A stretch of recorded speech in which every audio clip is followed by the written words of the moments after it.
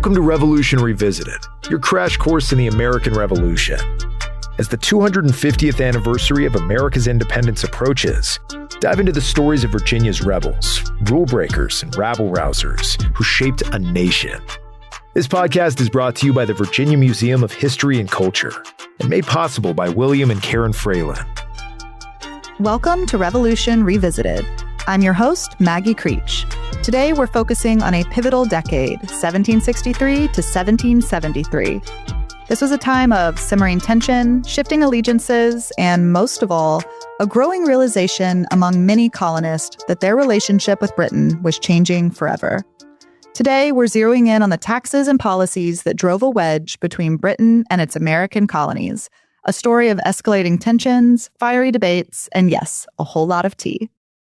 Joining us is historian Rick Bell, an author and professor at the University of Maryland.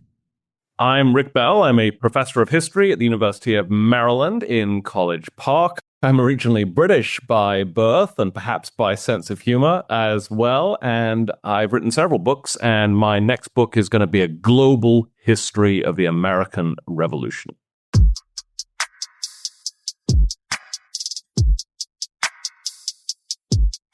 Let's start with the backdrop, Britain's financial state after the French and Indian War.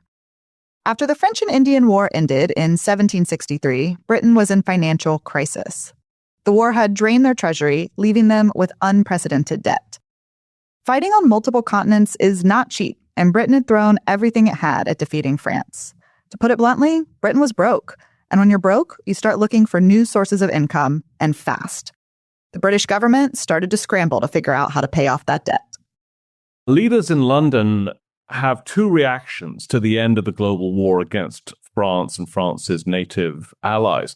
One is relief and a sense of triumph that they've overcome a global threat to the future of their rapidly expanding empire, especially in North America and in India too. So there is a sense of triumph that victory is sweet, especially when the victory is against France, Britain's oldest enemy. But that sense of triumph is certainly tempered by the extraordinary cost of victory. Britain has thrown everything at winning that global war against France. It's thrown soldiers, it's thrown ships at that wartime fight, and it's thrown more money than Britain's ever spent on any overseas war before, which is another way of saying Britain's racked up a massive debt in fighting and winning that war against France. The British Treasury, His Majesty's Treasury, is basically barren. Britain is on the verge of bankruptcy. Its own economy, domestic economy, is really suffering from years of being on a wartime footing. And so that means that the British Finance Ministry, the Treasury, has to look for very significant new sources of revenue if it's ever going to rebuild the British public finances. One source of revenue is the British people back in Britain, and of course there will be significant efforts to raise taxes on people back in Britain, something that Americans may not know much about, but it's certainly true. And then there will also be an effort by leaders in London to look beyond the British people as sources of taxation revenue and to look to British subjects in the expanding empire as a source of taxation revenue. And where better to look than North America, where British colonists have, according to leaders in London, just been protected by British soldiers, British sailors, British ships. Isn't it only fair that some of those colonists should pay their share to dig Britain out of its deficits and pay the costs of the war that Britain's just fought to protect those North American colonies from French and native invasion? So we can see that Britain's leaders decided to raise money in two ways. They'd increase taxes at home, and they'd start taxing their American colonies. The colonists, in Britain's eyes, had benefited from the war with a more secure frontier. But from the American perspective, things looked a bit different. Virginian colonists are also in two minds about how to respond to the end of the French and Indian War. There are colonial soldiers like Washington who've stood shoulder to shoulder with British military officers to see off a common enemy. And those colonists take tremendous pride in having done their part in Britain's global war. And so that sense of pride translates, first of all, into a sense of strong affinity for Britain, that we've been on the same side, we've been shoulder to shoulder in the most recent war. In other colonies, you can see the colonists putting up statues to their wartime heroes, King George III, and his Prime Minister, William Pitt, the guy who'd masterminded the victory strategy. So a lot of sense of relief and gratitude towards Britain. But also, I think, a sense that Britain owes the colonists a debt of gratitude for having stood up at the right time to defend the interests of the larger empire. So the colonists are expecting to be rewarded for their participation in the French and Indian War. And so to learn suddenly, as they will in the early 1760s, that they're to be subject to wave after wave of tax increases, tax hikes, and taxation enforcement strikes them like a giant slap in the face. The colonies, who saw themselves as loyal British subjects, were still adjusting to life after the French and Indian War. What they weren't prepared for was a government that would treat them like piggy banks to solve Britain's financial problems. That disconnect between Britain's expectations and the colonies' perspective set the stage for a series of conflicts over taxation and representation that would define the next decade. As we'll see, these small acts of taxation created big acts of defiance. The colonies argued that taxes could be levied on freemen only through their legislatures, by which they meant their local assemblies. The government in London argued that Parliament was the legislature of the whole empire. A pamphlet war ensued in which the respective powers of these bodies was argued. The political consensus broke down irrevocably, however, when the colonies maintained that their provincial assemblies were their only legislatures, not Parliament in London at all. They would remain nominal British subjects only if Great Britain relinquished power over them. This was unacceptable to the British. If colonies do not benefit the mother country, why have them at all?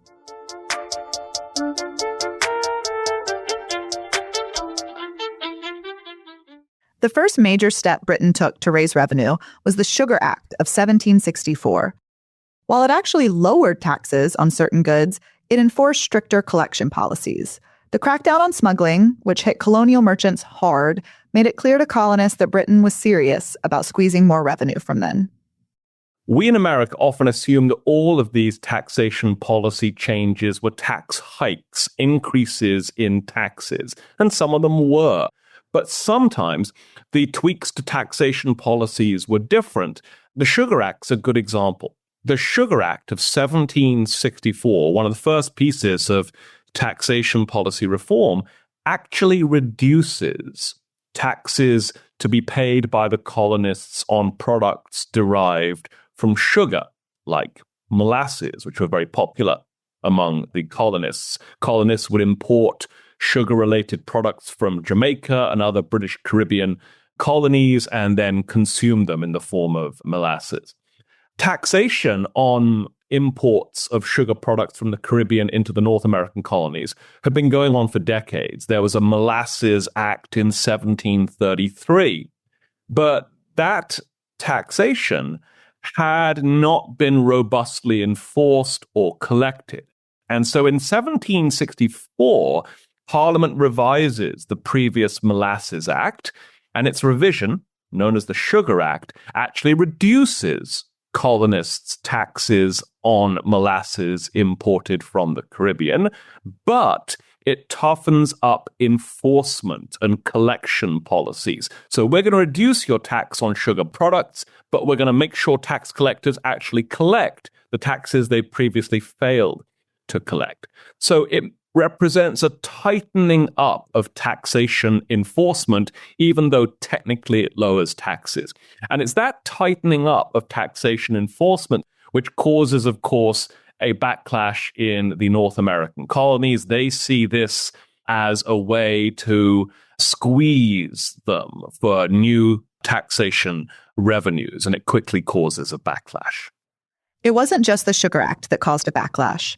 In 1765, Britain introduced the Stamp Act, and this one was different. It wasn't about imports or trade. It was a direct tax on goods used in everyday life. The Stamp Act was a tax applied to paper. We're talking legal documents, newspapers, pamphlets, and even playing cards and dice. The law mandated that documents be printed on taxed paper that was affixed with an ornate stamp, like the one in the collection here at the VMHC. This served as proof that the tax had been paid, hence the name, the Stamp Act. This taxed paper, pre-stamped in Britain, was shipped to the colonies and distributed by government-appointed officials. To add insult to injury, the colonists couldn't use their paper money for the tax. It was only payable in hard-to-obtain British sterling, making it even more costly. As a result, this tax that targeted the day-to-day lives of colonists sparked widespread outrage. Yes, so if the previous act, the Sugar Act, is a tinkering with a previous piece of taxation policy, then the Stamp Act of 1765 is a brand new tax on colonial consumer behavior designed to raise revenue to pay for the recent war. It's a tax on the commercial use of paper by colonists in North America and the Caribbean, by the way, as well. And so anytime you buy something made of paper in North America after the Stamp Act goes into effect, you find that the cost of that paper-based item has risen because there's a new tax duty placed upon it by the British government seeking to raise revenue. Now, think about all the things made of paper that colonists buy. Look around whatever room you're sitting in now, folks back home, right? You might see newspapers lying around your room. I certainly do where I'm sitting right now. The cost of a newspaper just increased because it's made of paper and paper goods are being taxed at new levels. Books and pamphlets are going to be subject to those new taxes. So anyone who reads, right, is going to be facing higher taxes on the stuff they buy to digest. Think about other stuff made of paper. Think about packs of cards, right? If you enjoy gambling and you need to buy a new pack of cards, it's made of paper, price has just gone up. What about lawyers? Lawyers are swimming in legal documents and paper, so the cost of their raw materials just went up. Think about liquor licenses for tavern owners. The point is, the list of things on which we rely, which we purchase, which are made of paper, is quite considerable. What was both smart and stupid about the Stamp Act from the British perspective is that it's a broad-based tax which almost everyone is going to be subject to in some way. If you're a colonial consumer, there's a good chance you buy stuff made from paper fairly regularly. So it has the potential to raise a lot of money from a broad base of taxpayers. That's what's smart about it. What's stupid about it is if colonists resent paying this new tax, it's going to be a broad spectrum of colonists who will resent paying this particular tax because it hurts everyone. So the Stamp Act is a new tax designed to raise revenue. It taxes the commercial use of paper products. And as we all know from our U.S. history textbooks, it produces a lot of backlash as well. The Stamp Act was invasive, and it hit everyone, rich and poor, rural and urban. It marked a sharp departure from the decades-long British policy of salutary neglect, which had largely allowed colonists to govern themselves with minimal interference. So, colonial leaders rallied against it. In May 1765, newly elected Patrick Henry spoke before Virginia's House of Burgesses and introduced the Stamp Act Resolves. In these resolutions, also known as the Virginia Resolves, Henry argued that only elected representatives had the right to tax the colonists. He framed the issue as a violation of basic liberties. If you've heard the idea, no taxation without representation, Patrick Henry is one of the guys really articulating this sentiment in the 1760s. He wrote 7 resolutions, 5 of which passed. The other 2 were said to be too close to treason. These resolutions, with his bold assertions that only Virginia's assembly had the right to tax its people, not Parliament, was a bit much for those who still saw themselves as loyal British citizens. The Virginia Resolves are, I think, important, and it's a good reminder that Virginians are exercised about some of these milestones in taxation policy in ways broadly similar to people in Boston or Pennsylvania, right? So Boston often hogs all the spotlight in these early chapters on the road to the revolution. But if we just broaden our purview a little bit, we can see that there's concern about British taxation policy in many other colonies as well, and Virginia's a prime example. So the Virginia Resolves come out of the Virginia House of Burgesses in, I think, May of 1765 in response to news of the passage of the Stamp Act. And the Virginia Resolves are basically a protest vote by Virginia politicians to express their sense of grievance against the Stamp Act. Remember, Parliament is the ultimate political authority in the British Empire, so these resolves don't have force of law necessarily. Parliament always trumps colonial legislatures' decisions, but they mark an important manifestation of colonists' protests against the Stamp Act. There are a bunch of resolves, 5, 6, or 7, depending on how you count. I'll just quote a couple of little chunks of them so you can get a sense of how Patrick Henry and other leaders in the House of Burgesses are manifesting their grievance. They resolve that the colonists in Virginia have, quote, all the liberties, privileges, franchises, and immunities that have at any time been held, enjoyed, and possessed by the people of Britain. They resolve that the taxation of colonists in Virginia should only be imposed, quote, by persons chosen by themselves to represent them. They resolve, quote, that the General Assembly of this colony have the only and exclusive right and power to lay taxes and impositions upon the inhabitants of this colony, and every attempt to vest such power in any person or persons whatsoever other than the General Assembly has a manifest tendency to destroy British as well as American freedom. So what we see in those resolutions is a set of claims which may or may not rest on firm ground, but a set of claims that say that Parliament has no right to tax these colonists because these colonists did not get a chance to consent to this taxation, and these colonists are not directly represented in the body handing down these taxes. Now, people in Britain would reject every assumption in those resolutions as wrong and false, but the sense of grievance, of being hard done by in those Virginia resolutions, I think is palpable. In arguing for the passage of these resolves, Patrick Henry delivers a pretty fiery speech, and at one point provides some language that colonists will continue to use in the lead up to the revolution. He says, "If this be treason, make the most of it." Patrick Henry has a gift for language. We will see that in later speeches, give me liberty or give me death, etc.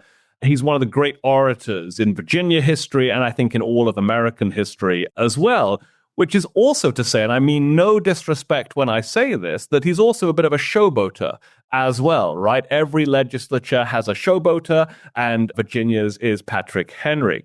And so while his language is, I think, particularly extreme, this language of traitor and treason is not language other members of the House of Burgesses are terribly comfortable with. They're not ready to be identified as traitors against the British Empire in 1765. It's a reminder that there are people in positions of political power in the House of Burgesses, like Patrick Henry, who see the Stamp Act as a clear and present danger to their rights as British subjects in the empire. Though I should also just remind listeners that not everyone in the House of Burgesses is as extreme, as committed, as, for lack of a better word, radicalized as Patrick Henry is. There's a fair amount of debate in the House of Burgesses about whether these resolutions are the right resolutions, whether they're too radical, whether they're not radical enough. And some of these resolutions get voted down, actually, by the end of the day. So there's a vibrant debate among lawmakers in Virginia about how to express their protest against the Stamp Act without putting giant signs on their back saying, please round me up and throw me in prison for being a traitor. At the end of the debate, 5 of Henry's resolutions were adopted, some by a narrow margin. In fact, there were so many burgesses who were nervous about how these resolves would be received, and faced with pressure from the royal governor and governor's council, they rescinded the adoption of the fifth resolution the following day. If you're curious, this is part of the one they rescinded. The General Assembly of this colony have the only and sole exclusive right and power to lay taxes and impositions, and every attempt to vest such power in any person or persons whatsoever other than the General Assembly, aforesaid, has a manifest tendency to destroy British as well as American freedom. We will note that what's deeply ironic is how these leaders, many of whom were enslavers themselves, used the language of slavery to describe their own grievances. They argued that Britain was treating them like slaves, stripping them of their rights, and forcing them into subservience. This rhetoric resonated, even though it ignored the very real, actual slavery happening in their own society.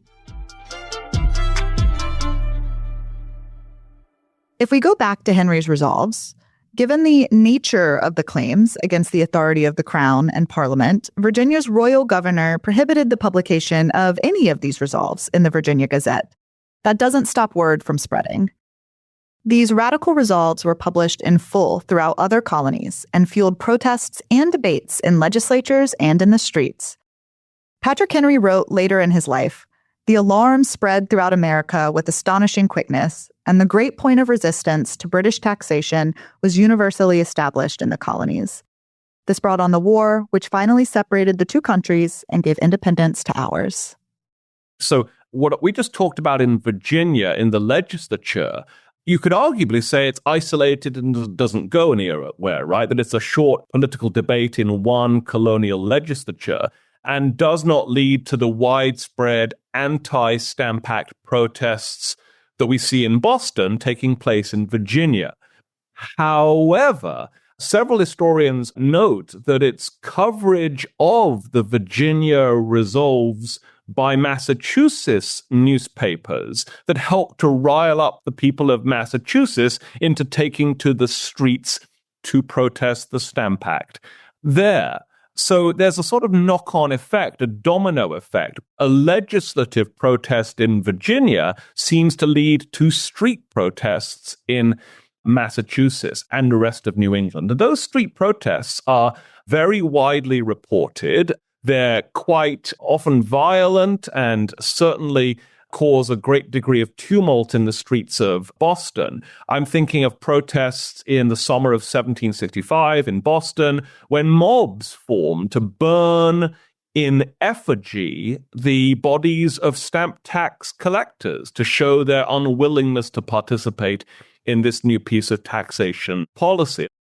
In Virginia, people like George Mercer, a man tasked with distributing stamps, faced these angry crowds.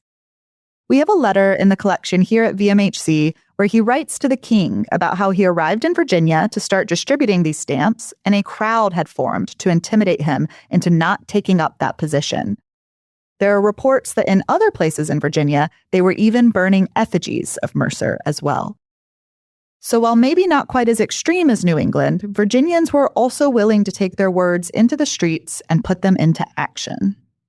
Those protests will get, as I said, widespread press coverage. That press coverage will make it back to Britain, and leaders in Parliament will very reluctantly repeal the Stamp Act, abolish the Stamp Act in, I think, the early months of 1766 in response to the Virginia resolves and in response to the street protests in Boston that have come as a consequence of those resolutions. This outright resistance had a real impact. In March 1766, Britain repealed the Stamp Act, though not without a catch, which we will talk more about in just a minute. As Rick explains, this repeal was celebrated throughout the colonies. In Virginia, first of all, there is a great deal of celebration and relief when they learn that the Stamp Act has been repealed as a result of the legislative and popular protests that we've been talking about here. And a good example of that, actually, is a guy called Landon Carter from Richmond County in Virginia. He'd been vigorously opposed to the Stamp Act, and when it was repealed, he was particularly jubilant, let's say. One thing we know from the research done at the Virginia Museum of History and Culture is that he was in the middle of some consumer purchasing decisions throughout all of this. And he was trying to acquire a new set of spoons from England, where many silver spoons were manufactured. They had to be imported into the colonies. So when he learned that the Stamp Act had been repealed in March of 1766, he sent word to his agent in London that these spoons he was after should be inscribed with a motto. And the motto was repeal of the American Stamp Act. So he had his brand new spoons imported from England engraved with writing reminding him every time he used them back in Virginia that the Stamp Act had been repealed. So he was certainly pleased and jubilant. I think many other Virginia gentry, landowners, planters, shared his jubilation. Parliament, by contrast, is not happy that it's been forced to kowtow to the grievances of American colonists. And you can see this in the way Parliament repeals the Stamp Act, because with one hand, Parliament repeals the Stamp Act, but in the same legislation, it enacts something else called the Declaratory Act. And the Declaratory Act states that the British Parliament has the same authority to tax its colonists as it has to tax people in Britain. It puts in writing its belief that it's always had complete and total authority to tax the colonists. And that Declaratory Act is passed by Parliament on the same day that Parliament repeals the Stamp Act. So they're saying, okay, colonists, we'll take down this tax, but we are reasserting our absolute right to impose any other taxes we want now and in the future. So, the same day they repealed the Stamp Act, Britain passes the Declaratory Act, asserting its right to tax the colonies in all cases whatsoever. This really is a direct response to things like the Virginia Resolves and similar declarations by colonists. It's really putting on paper the exact opposite of what colonists are claiming as their rights.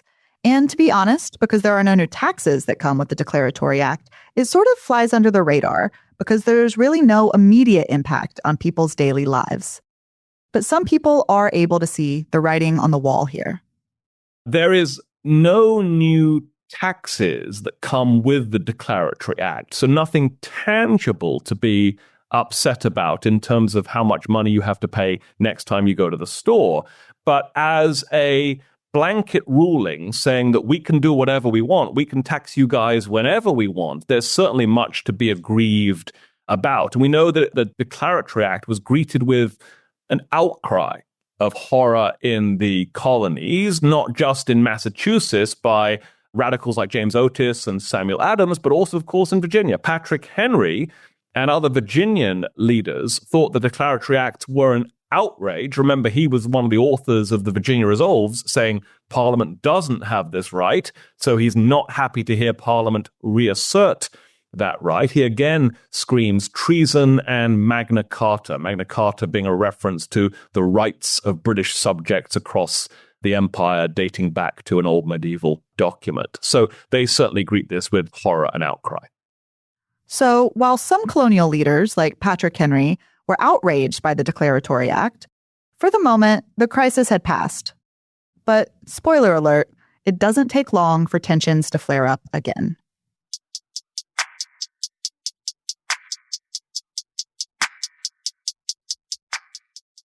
Parliament's insistence on their right to tax led to their passing of the Townshend Acts in 1767, a series of taxes on imported glass, lead, tea, and other luxury goods. In addition to these new direct taxes, they set up new systems for enforcing tax collection.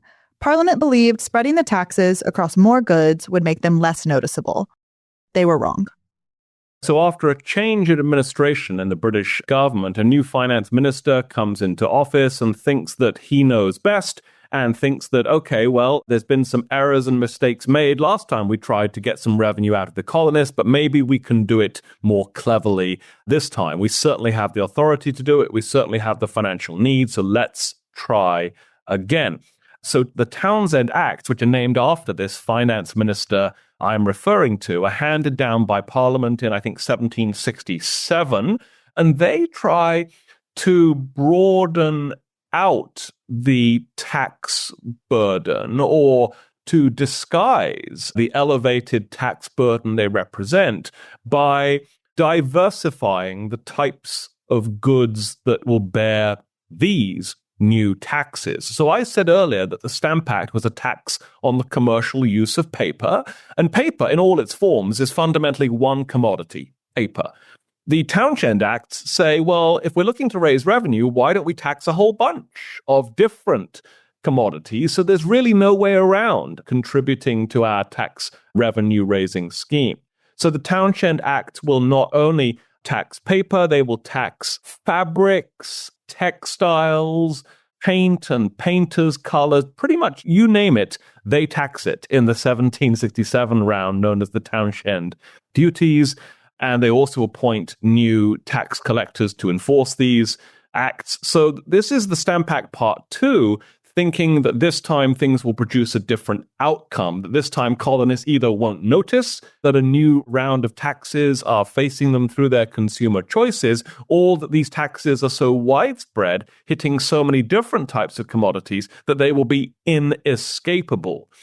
And of course, those British finance ministers learn to their dismay that the colonists do spot these new taxes, are animated not to pay them, and are willing to change their consumer behavior in order to avoid paying these range of new taxes on commercial goods. You heard him. Once again, the colonies weren't thrilled and they resisted. In fact, in Virginia, George Washington wrote to George Mason, "Our lordly masters in Great Britain will be satisfied with nothing less than the deprivation of American freedom." So the colonists are faced with a broad range of new taxes on various commercial commodities that they purchase regularly. If they want to make a political protest gesture, if they want to find a way to not pay these new taxes on the consumer goods they regularly purchase, then the only way they can think of to do that is by not buying those goods in the first place. And that means colonists have to embrace what we might call a boycott movement. They have to mobilize collectively, act together, so that not just they and their family members refuse to buy the goods that bear these taxes, but that every American family, or a majority of American families and consumers, act together to send a message to Parliament that these taxes are not going to fly, and that Americans as consumers should not be treated as an exploitable source of revenue, and that Americans as subjects of the British Empire should not be treated as second-class citizens. So there is a movement to boycott the goods that bear the new Townshend taxes. That movement arguably originates in other colonies, but certainly comes to Virginia with a good deal of momentum and enthusiasm and publicity surrounding it. So we see ordinary Virginia families change what happens when they go to the store, or change whether they go to the store at all for certain goods. So some imported manufactured goods might be easy to live without. Do I really need to buy a grandfather clock this year if I can wait till next year if the tax gets repealed? But other goods require more economic sacrifice to do without. And I think fabrics are a good example of that. We may not fully understand this today, but back in the 18th century, Americans imported massive amounts of textiles and fabrics from Britain, which had a very advanced woolen trade. Women in Virginia played a key role in these boycotts, rejecting imported textiles in favor of homespun clothing. Wearing homespun became a badge of honor. In Williamsburg, this resistance was particularly visible. Women abandoned British silks and lace, spinning their own fabric to support the cause. Britain was also the center of fashion in the British Empire as well. So genteel ladies of the sort who might be married to George Washington or Thomas Jefferson, etc., often buy their dresses and the fabrics those dresses are made from importers of London fabrics. And now those fabrics are bearing those taxes, and you can't buy those dresses and fabrics anymore without lining the British government's pockets through taxation payments. So these women agree that they're not going to wear these latest London fashions anymore. In fact, they go one step further. They decide they're going to try to make their own homespun fabrics. They're going to make their own clothes using whatever skills and materials they have to hand. And so suddenly we go from elite women priding themselves on being super fashionable, super up-to-date with the goings-on in London, to rejecting London fashions and making their own clothes out of basically sackcloth or whatever's lying around their houses and properties. So these women start to dress very strangely as a result of their participation in these economic boycotts against the Townshend duties. Boycotts like this would only work, though, if they were widely supported. The colonists who participate in these boycotts do not believe they'll be permanent. They are not pivoting immediately and definitively towards economic self-sufficiency. They don't think they'll always be making their own clothes out of sacking. It's a temporary choice to make a political argument. But it does raise the specter of the possibility of economic self-sufficiency, right? It's sort of a test balloon for economic self-sufficiency. But to boycott these broad-based taxes does require a degree of intercolonial cooperation and intercolonial coordination for it to be meaningful. If I stop buying stuff from Amazon.com to protest Jeff Bezos in some way, if it's just me, it means nothing, right? Jeff will never know. But if it's millions of us doing it together, then maybe he'll get some sort of message from our boycotts. And that's what the organizers of these boycotts in the North American colonies are hoping for, that it won't just be a few families in Boston or a few families in Norfolk, that it'll be intercolonial. And it's really important that listeners realize that there isn't much of a track record of intercolonial cooperation, especially against Britain and its parliament. So this boycott effort, where boycott organizers in 12, 13 different colonies start to work together to achieve a common outcome, I think that is new. I think that is important. And of course, it will set the stage for more frequent intercolonial coordination and cooperation, which will eventually manifest in something like the Continental Congress or the Continental Army in 1775. Notice the word continental in both of those, suggesting intercolonial unity. We're seeing the seeds of that in these boycotts in 1767, 1768. The intercolonial resistance to the Townshend Acts was a turning point. For the first time, we see colonies coordinating their resistance on a large scale. These groups that came together to agree to non-importation agreements and widespread refusal of British goods became a powerful tool, not just for the economic protest, but for building a sense of unity and shared purpose amongst the colonies. The boycotts caused an economic blow in England, and in March 1770, most of the taxes from the Townshend Acts were repealed by Parliament. However, Parliament wasn't backing down completely. They didn't repeal all of it. They held onto the tax on tea to demonstrate to colonists that Parliament held the sovereign authority to tax its colonies. This loosening of taxation had the desired effect, though, and the colonial boycott on British goods was relaxed as well.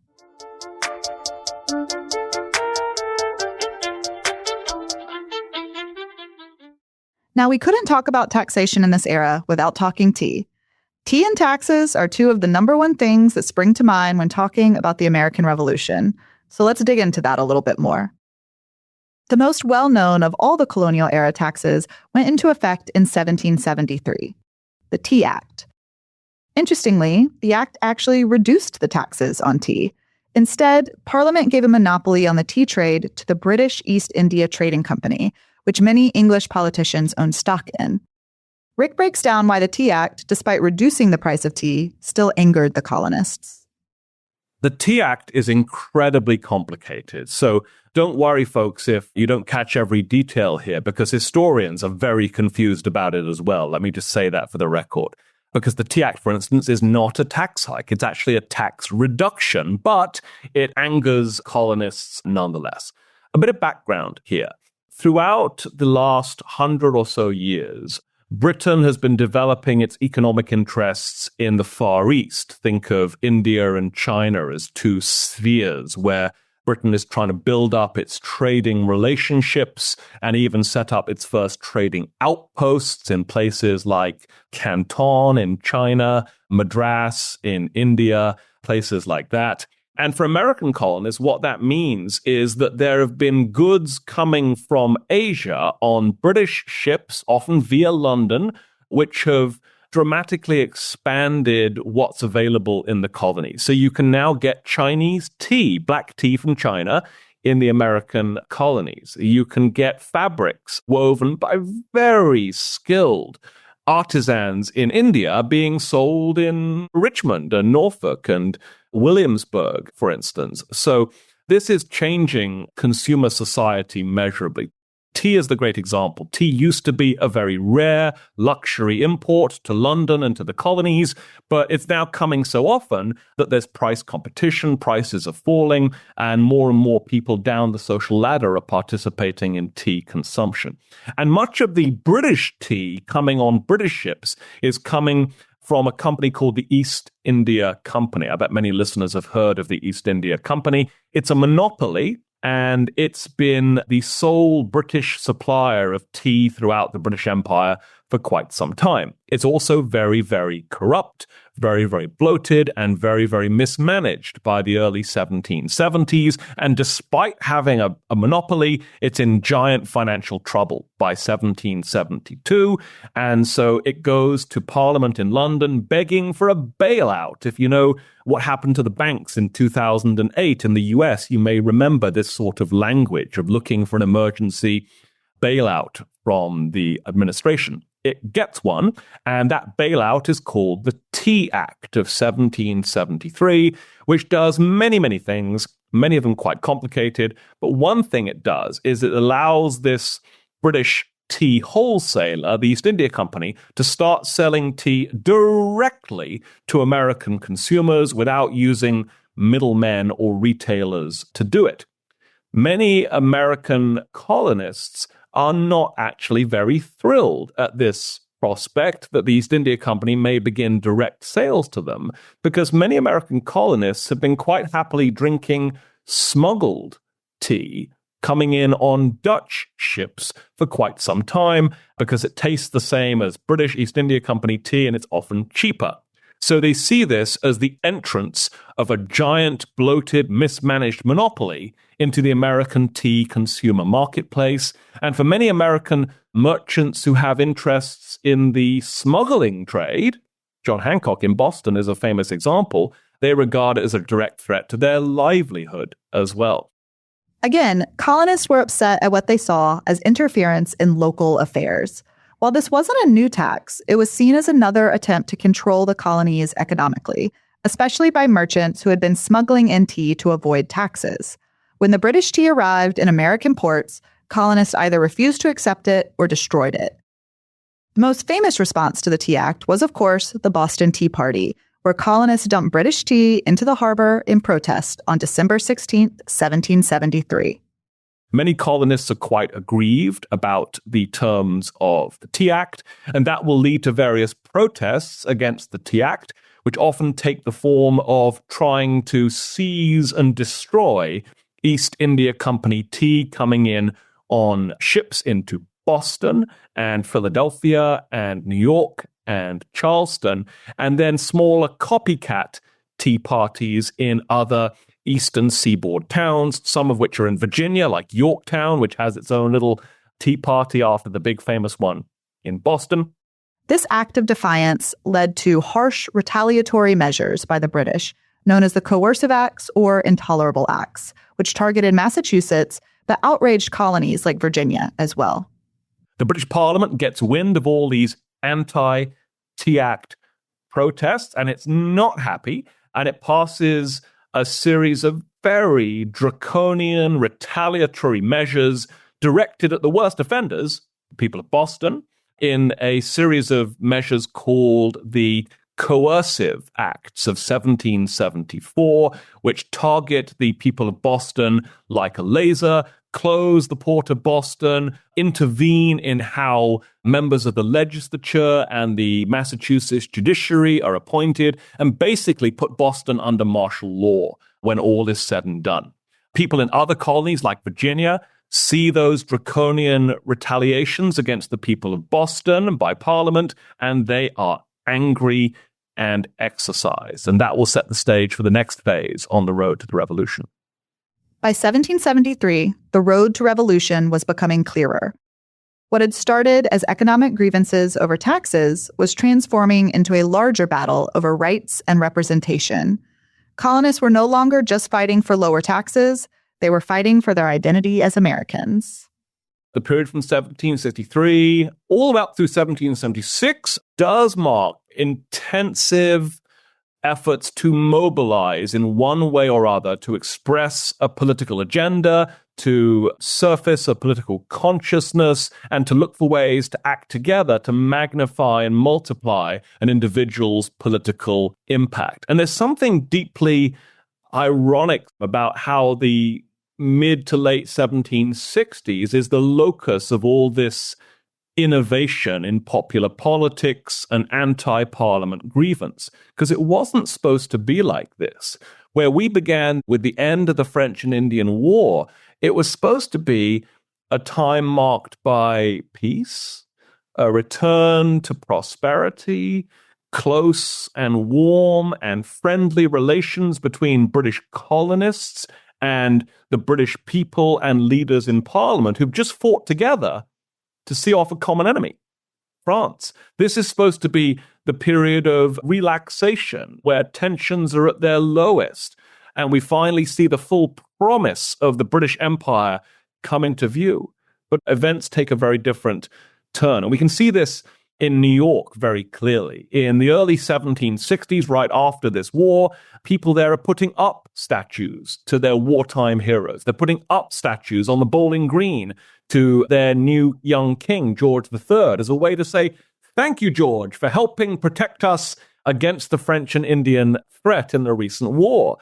And listeners will probably know that that statue of King George III put up in Lower Manhattan in the 1760s, that statue will be torn down just a decade later, in I think 1775 or 1776, by a group of people in New York who by then have become avowed anti-crown and anti-parliament protesters. And they will pull that statue of King George down, and the women in the town will work to melt that statue down to make, I think, about 42,000 cartridges that American soldiers could then use to fire at King George's troops. So what was supposed to be a decade of peace and prosperity actually is the road to revolution. There's a certain irony in that, which I hope everyone can appreciate. So, as Rick points out, what was supposed to be a peaceful post-war period had turned into a road to revolution. The colonists were becoming more united, more defiant, and more determined to fight for their rights. That's it for today's episode of Revolution Revisited. In our next episode, we will see how the colonies respond to the Coercive Acts. A special thank you to Rick Bell for sharing his insights on this critical period of American history. If you enjoyed this episode, be sure to subscribe, leave a review, and share it with your friends. For more episodes and resources, including the primary sources mentioned in this episode, check out our website at virginiahistory.org/podcast. Thanks for listening to Revolution Revisited. The American Revolution was not an ending, but a beginning. The stories continue to unfold. Subscribe now and catch the next episode for another journey through history. This podcast is made possible by William and Karen Fralin and presented by the Virginia Museum of History and Culture. Revolution Revisited is a production of the Virginia Museum of History and Culture. Our production staff includes Haley Finner, Maggie Creech, Nicole Martirana, and Tracy Schneider. Be sure to subscribe to get notified about upcoming episodes. Thanks for listening, and we'll see you next time.